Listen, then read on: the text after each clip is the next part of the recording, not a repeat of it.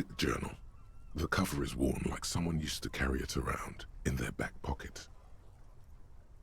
It's made of full-grain leather.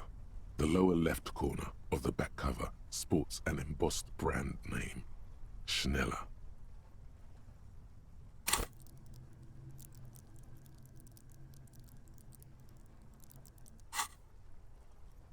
Schneller is a stationery brand from Gottwald, beloved among architects and engineers.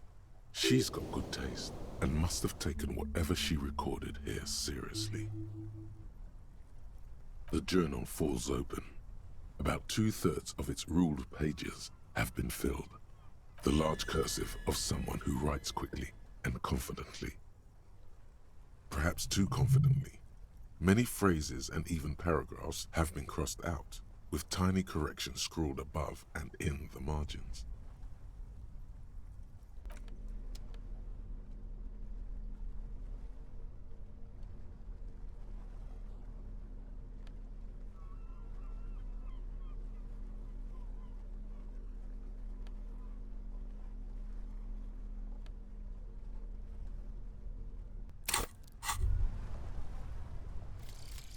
Hardcore aesthetic.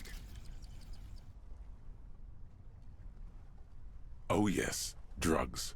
We're talking about drugs. Let's face it, these flirtations with the hardcore aesthetic have all been leading up to one question. Can I do drugs harder now that I'm a hard cop? And the answer is yes. You can. You can do one more blast of pyrrolidon and yellow shit powder. You can even pull a ciggy and a lager on top of that. There, you've truly made the hardcore your own thing now.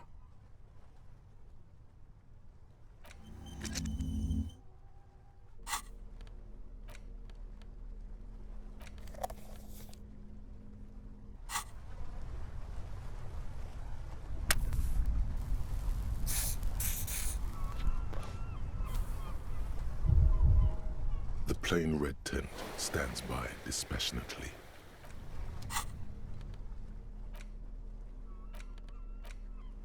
The thick journal, bound in brown leather, is full of candor and diagrams. It's a mix of logistical notes, diagrams, and personal reflections, all dated. It's good she left in a hurry. We could learn a lot from this. Esoteric radio technology. The most recent ones probably pertain to the latitude compressor, sketches, calculations of distance and density. You make out a familiar spiral shape. That name isn't mentioned as far as you can tell. Small wonder. Would you talk about La Puta Madre in your journal? You do see an M though. La Puta Madre? M is mentioned on March 9th and March 15th. Great. M's peon is coming to town, no doubt to investigate the lynching, but also, I feel it in my gut, to finally put a bullet in my head while I'm napping in my lorry or on a smoke break. Well, I won't stick around just to twist my own neck by constantly looking over my shoulder. Then again, isn't that what I've been doing ever since I got the call? The call? Did M call her personally? Why? Were you supposed to find her, even apart from the investigation then? On M's request? No, you wouldn't do something like this. This must be a mistake. You didn't follow through. You should have shot her in the head.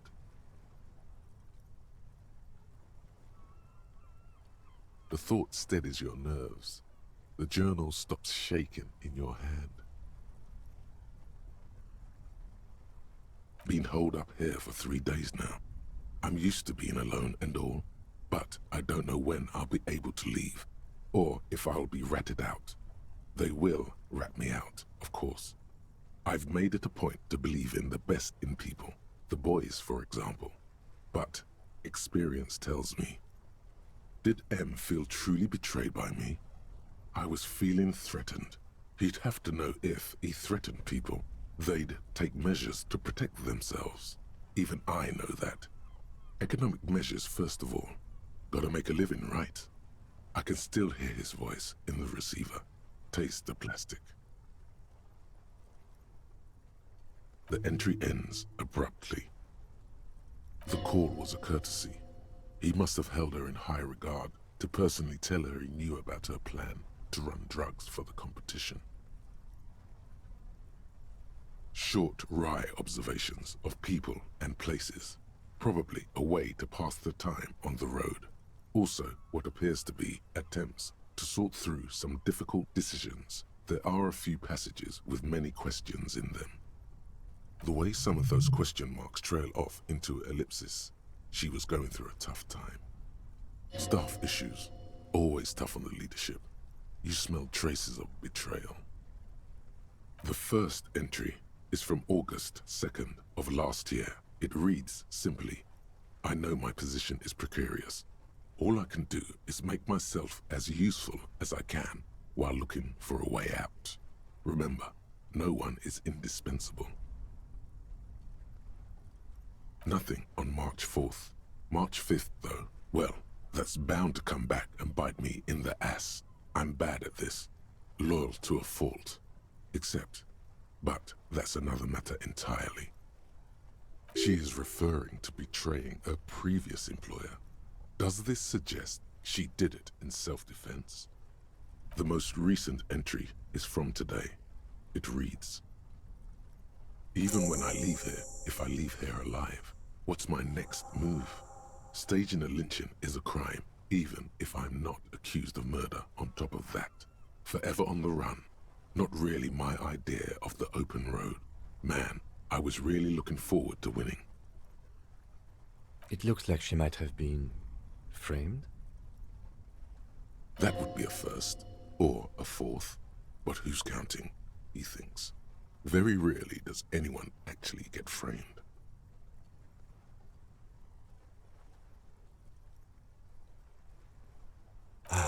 No, I don't think you are. Ask someone in your precinct if you want to be sure. He truly does not believe you are. Perhaps he shouldn't be so trusting. His trust is well placed. You aren't. You can feel it.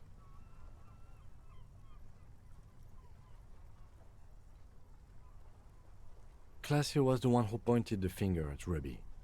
Perhaps she was trying to steer us away from herself, or... Either way, we should go back to the Whirling, see if we can find out more about her time there. One thing is for certain.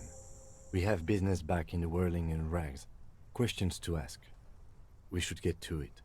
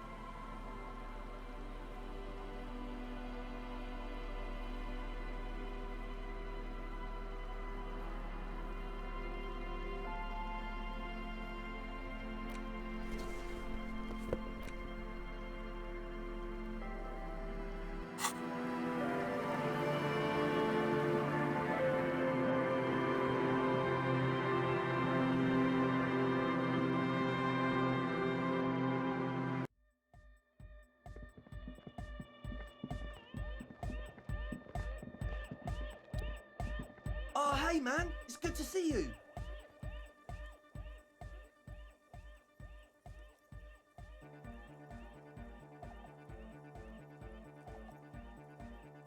No, detective, it is not. We really should get to the whirling in rags. Now. Goodbye, officer.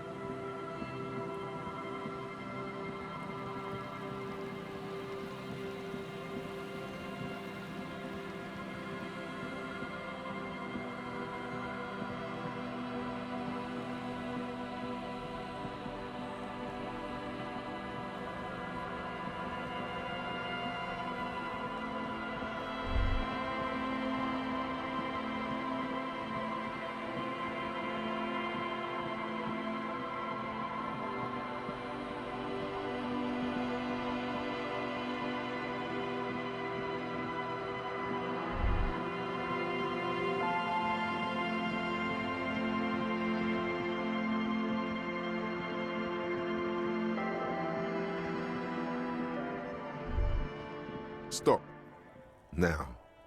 It is crisis, death. You can feel it in your blue soul. Be prepared. Make sure you have your pepper box in your hand. Your fingers reflexively reach for the Villiers 9mm pistol in your pockets.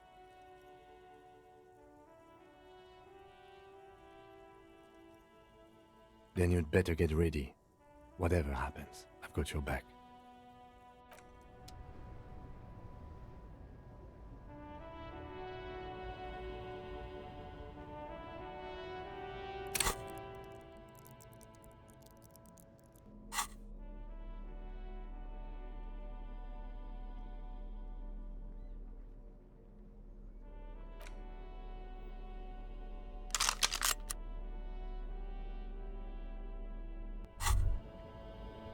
Holding the gun feels natural and satisfying.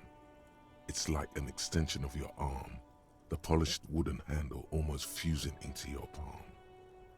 It reminds you of the day you first held it, with fear and respect, hoping you don't have to use it in vain. The sun was out in Jamrock. It was so long ago. This gun, Sunrise Parabellum, will be the only thing standing between you and the all-consuming nothingness that threatens to eat the world. Sheathe it and wait, Herald. It won't be long now. I'm all out of shits to give, loincloth. Welcome to the fucking reckoning. Put your damn gun down. People are gonna get hurt. We need to talk this through. All right? Shut up! You're not gonna talk yourself out of this, loincloth shit fuck. This is the mercenary at the gates. His chest rises and falls under the ceramic breastplate. His fingers reach for the butt of his sidearm. This is a misunderstanding. Nothing irreversible has happened yet. You can just return to your unit and forget all about this. The Kypt is merciful, willing to spare us if we just forget about our murdered and humiliated commander. I think we should just kill everyone, Courtie. You are all drunk. Come to your senses. You won't gun down 7 people in the middle of the street. This isn't a frontier town or a jungle outpost. Easy, Lizzie. Let me handle it. I know guys like this. I'm sure we can come to a peaceful agreement. Ain't that right, fellas? He is facing overwhelmingly superior firepower, and he knows it. Peaceful. Nest in your abdominal cavity like a little wild mouse. The masked man's words are barely intelligible, but you can hear them. Fuck, there's the third one. How did we miss something like this?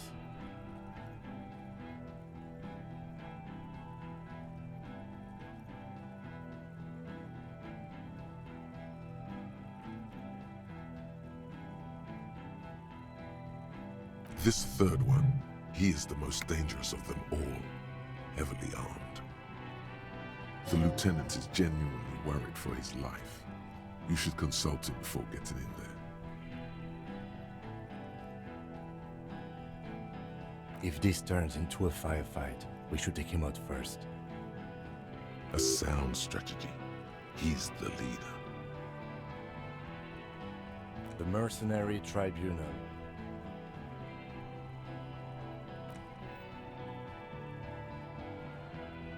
Get lost, comedian. You cops had your chance. Now it's fucking time for some justice. I think he's calmed down a bit. No, he didn't. He's about to open fire.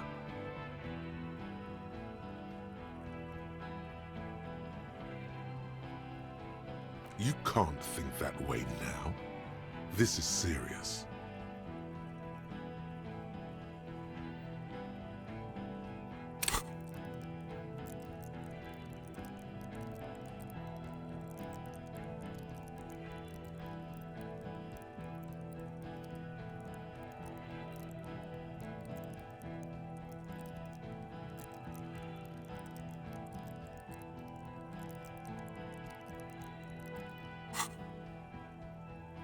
Pig fuck!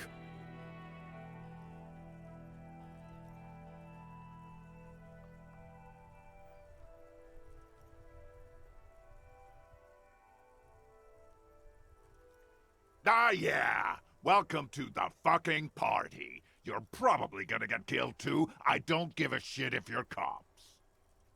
No one is going to kill anyone. Let's just put the guns down and talk like civilized human beings. She doesn't seem to understand the severity of the situation. With a wordless gurgle, the killer loads his long rifle. The leader gives a small nod to the helmeted man. Suddenly, the grip of your sidearm feels comforting and warm in your hand. Feels like it's saying, do it. Shoot him in the mouth. Shoot him before he shoots you. No, wait. It's good you have that gun. It really is. Just soften him up first. Present an argument. Even if it comes to a fight, it's always a good idea to drag it out first. get under his skin. I don't know about this getting under his skin. What if he gets under yours? I'm barely keeping your hand from trembling here. Peace. Always peace. It has worked thus far. Start with the first idea you have, then move down from that. Please. Yeah?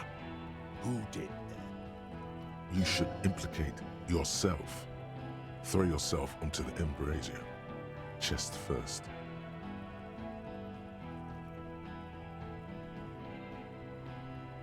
No, wait! He didn't.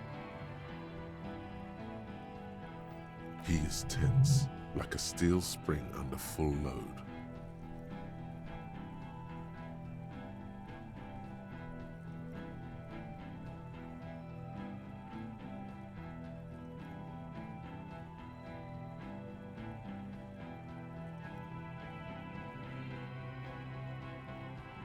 You think this is funny?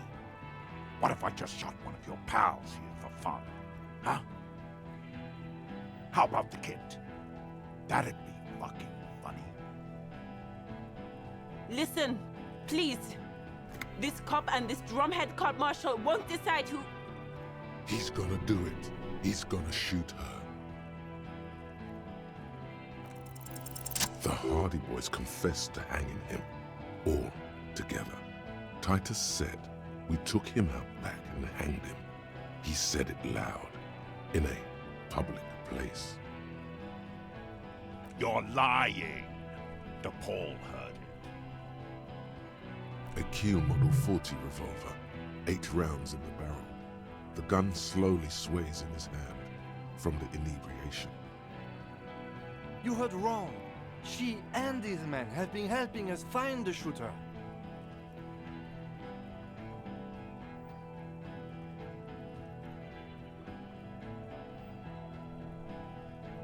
Fucking liars. The shot rings in your ears, a low, tinny ring. Then the Hardy Boys yell something. The young woman stands and looks behind her. The shot has flown over her head, crashing a small pane of the glass window behind her. I missed. Not true. He purposefully over-aimed and shot the window. You had him second-guessing himself, only for a second.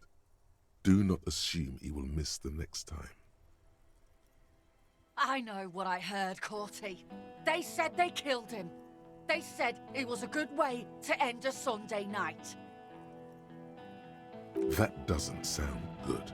You need to change the topic now, or there will be another shot. All right, here we go. This is an illegal tribunal. Gramoul would never sanction this. Who's the commanding officer?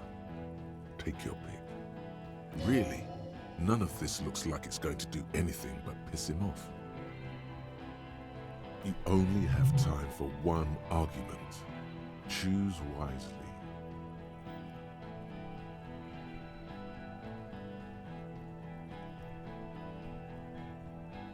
I am a Grinnell Major with over 15 years of live combat experience. When my colonel gets hanged by clay monkeys, I lead the platoon on a retaliation strike. Nah, I just have the biggest gun. Technically, the other man has the biggest gun, but we're beyond that now.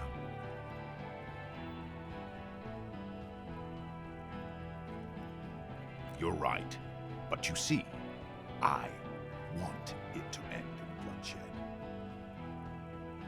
Okay, it's not much, but he's thinking about something else, and his hand is off the gun. This did something. Rude. Rude is the killer. Rude, the killer. Owen Cloven. He doesn't talk much. All of you cunts inside out. The gunner, the raddest, the killer.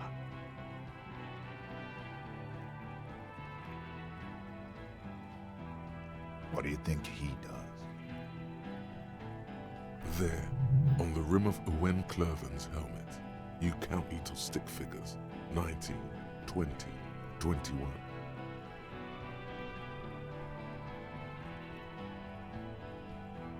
About 50 little stick figures, all of them black, plus 2 little white ones in the end. These men served in Seminai, the native islanders. The 2 little white figures in the end are from when they moved to Revachol. They're recent.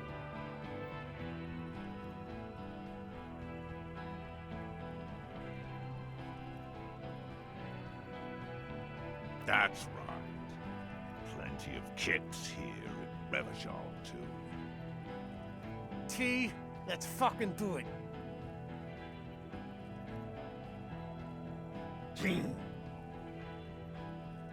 Easy. Easy now. Yes. So what?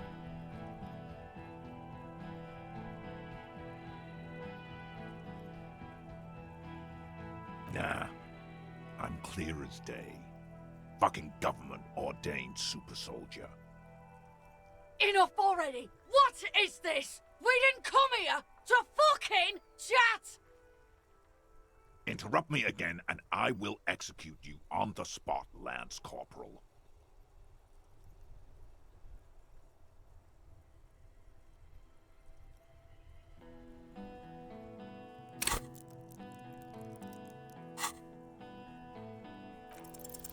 Dangerous. Ask about him first. You don't want personal facts about his dead friend coming out of your mouth. He has to start it. Sergeant Major Raoul Cortiner, reporting in to burn this fucking mud hut to the ground. As he moves, the interlocking pieces of his armor click, softly. Click, click, click. The realization comes to you, like a picture puzzle coming together. His name is Raoul Cortiner. The dead man's name is Elise Cortiner. He's brothers with the deceased. No, probably foster brothers. Elise was put into a foster home, remember? For killing, maiming, and humiliating our commanding officer, you're all sentenced to death by lead.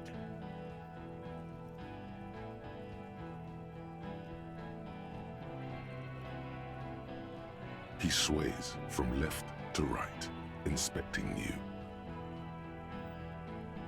He wasn't my fucking brother. We just grew up on the same farm and got beat into place by the same sick fuck. Beaten by a foster parent or someone on the farm?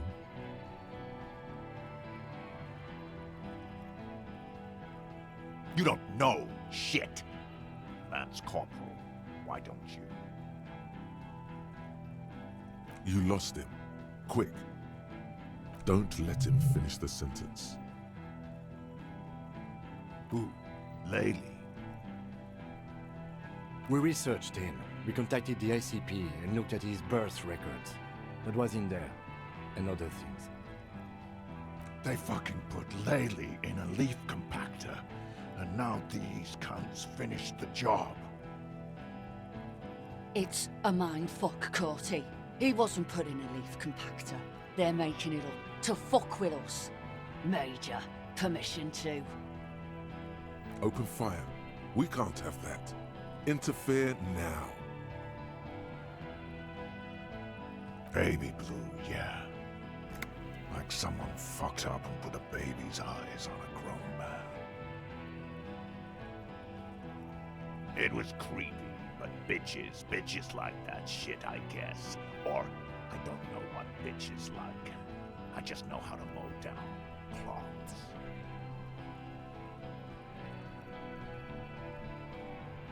Find his killer. Cop, his killer stands right there, shitting his pants, and you're standing in the way, protecting them. I know what this tactic is, Silo Sam. You're gonna die for them. Right here. Big talk, but that leaf compactor won't leave his mind anytime soon. It's a small thing, but it got him off center. What's the matter, loincloth? Mouthful of dick? Think I'm gonna fucking spare you?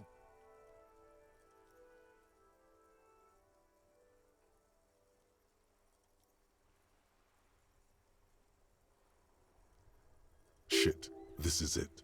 Tell him anything. Tell him you have more information.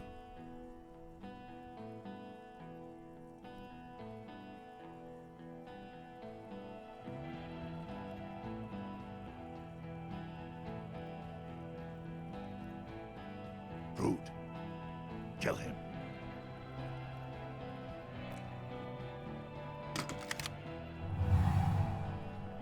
The porcelain man raises his rifle and takes aim at you. His hands are steady, and the long barrel of the rifle sways slowly.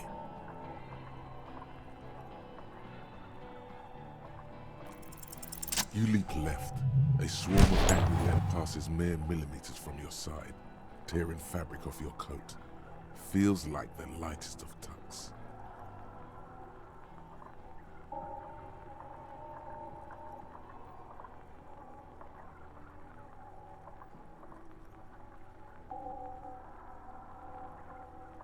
The man tilts his head, trying to see through the clearing smoke for the next shot.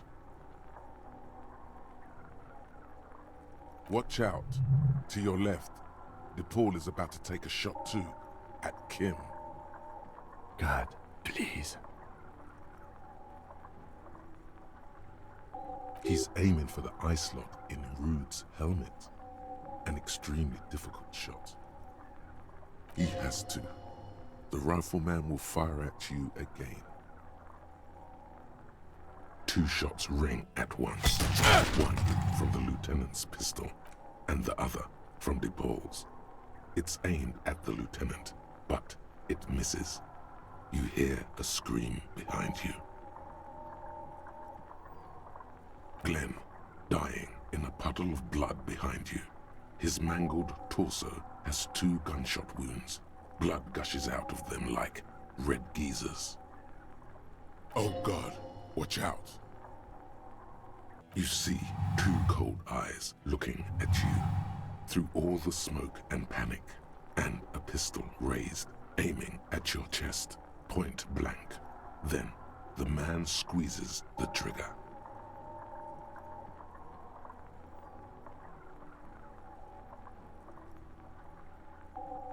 A look of happiness. His eyes seem unnaturally bright, shining like stars. Something in the fear must distort him somehow. He is evil, and the end. Here it comes. Death.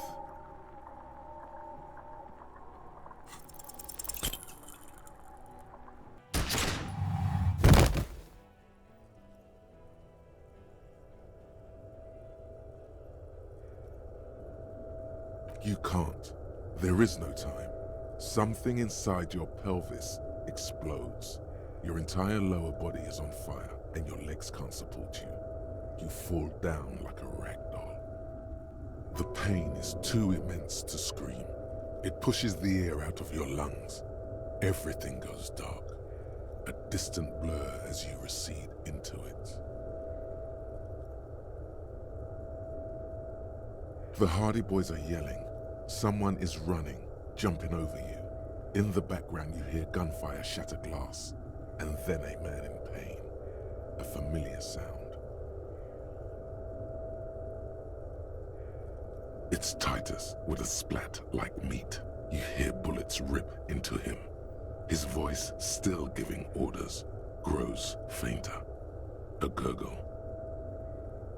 He's not gonna make it. Nothing. A persisting darkness. Dancing lights of pain. Distant shadows cast by them. Like a hellish play. You're bleeding out.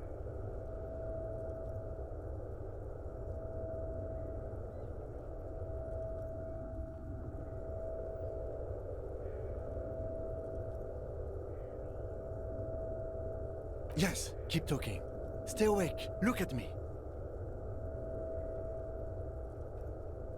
But you can't. It's so hard.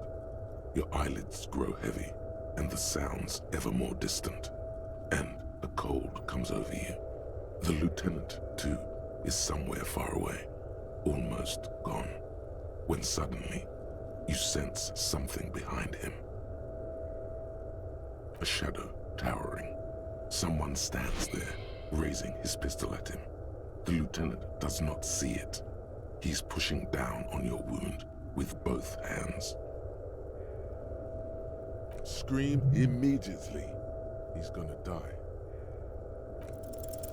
No, you say, and hand out your firearm to him.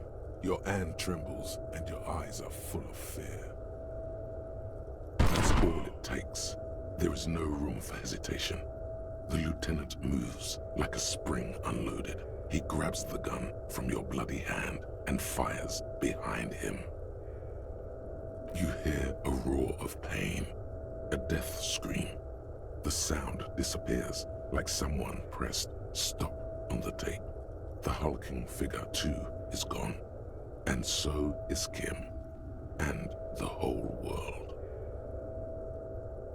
This is death.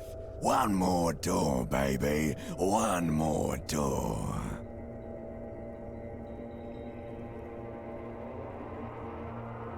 The fight? There is no fight. The fight is over. It was lost 1,000 years ago. You have laid here forever. Keep falling deeper. Take the door.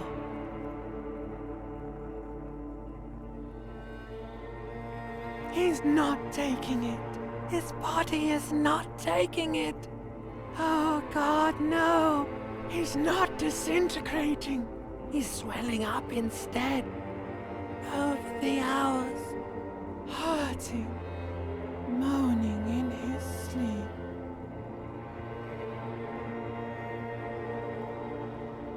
And rotting, and being disinfected, and smelling of drugs, and feeling saliva in his mouth. Drifting in painkillers, thrashing in his wound sleep.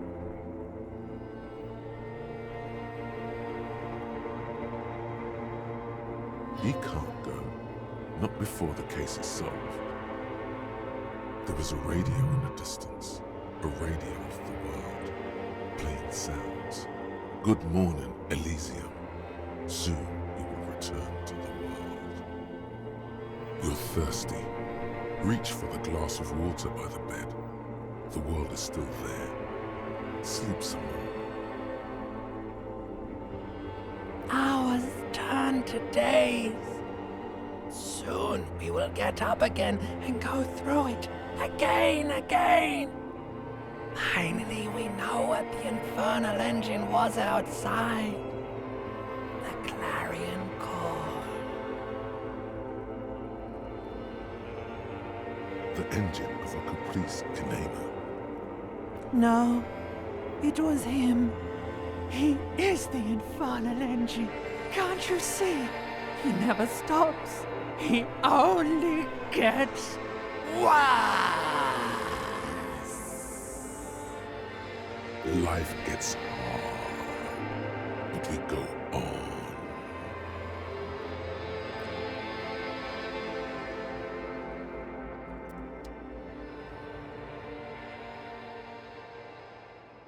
You see the lieutenant's familiar shape in the orange jacket. It turns double, then triple, from the pain. Sunrise, Parabellum.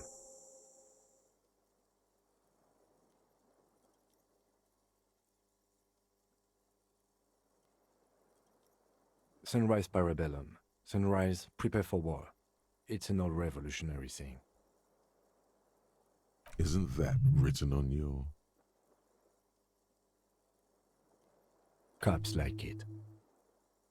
The gates of the harbor are boarded up. The streets are a little more empty. Apocalyptic violence is yet to erupt, I am relieved to say. I think we may have held it off, for now. Barely. Yes, we have also completely failed, but that's okay. Mr. Gart cleaned it. It took him an entire day. 2 days, in and out. You've been up enough to take Dramamine and curse, and drink water. Reasonably bad. You were shot in the left quadriceps. That's your thigh. The outer side, thankfully, no major arteries were nicked. The bullet was removed and a bacterial infection treated with mercurochrome. We will see. If it's possible, then by pure willpower alone, you are going to have to become a psycho-locomotor. Good. You'll need to be, whatever that is. Not very. I have a concussion from the Major beating me with the butt of his gun. I tried to not move too much. Things would be worse if you didn't warn me. Thank you. I did not see him coming. Stupid of me. No. A man and a woman sit in the front seat of an armored motor carriage. The woman is driving. The man lights a cigarette. Jean Vicmer is his name. The asphalt vanishes under the wheels of the machine. Ahead, harbor cranes rise to the sky. Back to that shithole, he says.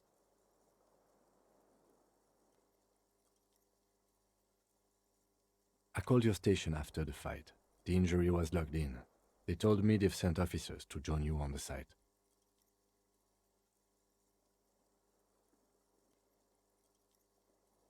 I'm sure they're worried about you. No, they would be here if they were truly worried. I don't know.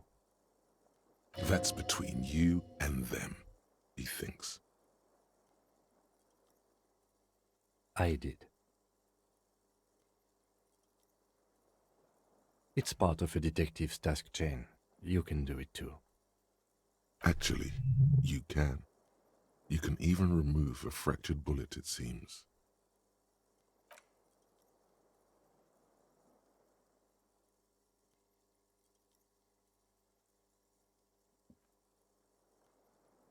Easy now.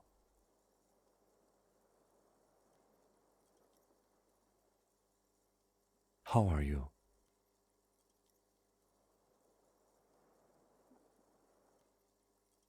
The lieutenant looks at you, teetering on your feet.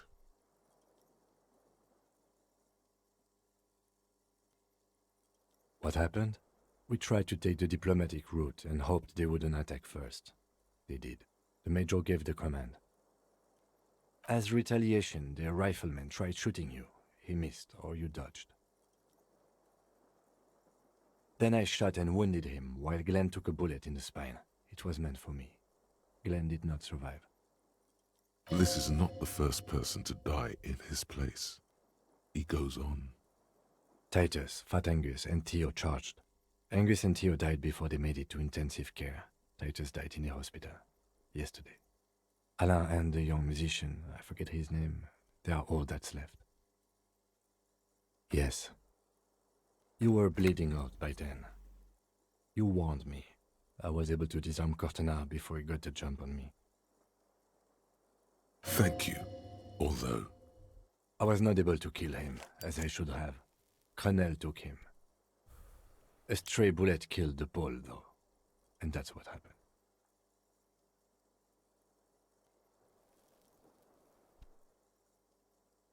This is the one. He's in a private hospital across the river. Crenel claimed him from the local butcher shop where Titus died. Turns out he's insured. There is unveiled anger in his voice. We won't get to him anymore. The good news is he's not coming here either. I did some damage. Yes. 5. Glenn, Theo, Shanky, Angus, the fat one. He took a lot of bullets. And Titus.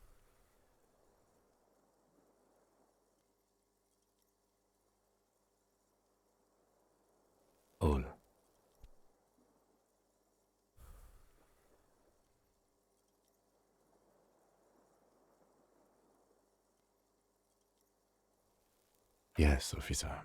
7 people are dead. It's not a success. But what's done is done. The violence is cordoned off. The Hornets did not get into the beehive. The worst scenario has not materialized.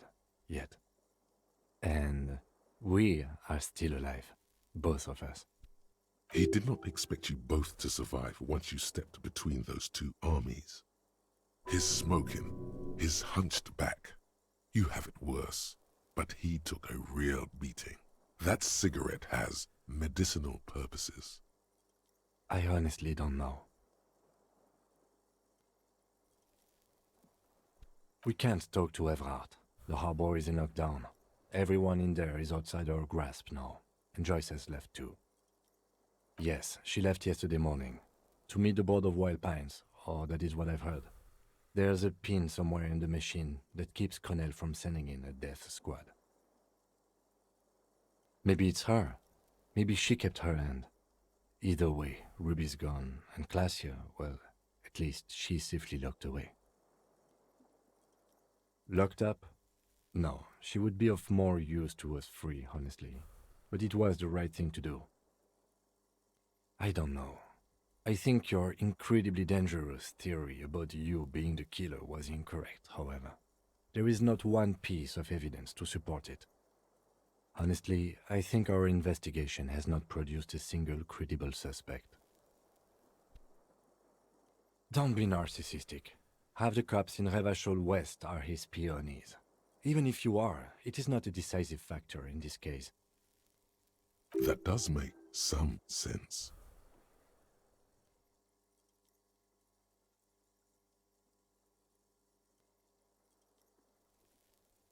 We should go upstairs, rethink the ballistics in situ. I agree with this. What else? See? There's that. You can do ballistics.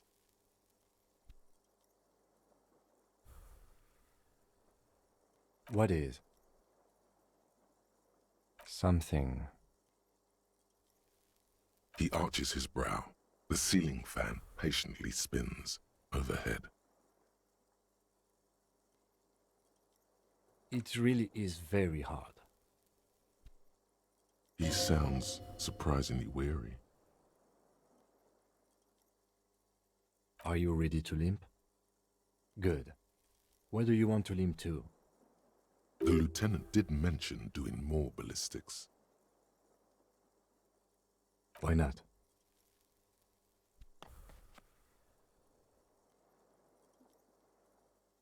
Another look at the window, perhaps? The one he was shot through. I don't know. I can't think of anything better.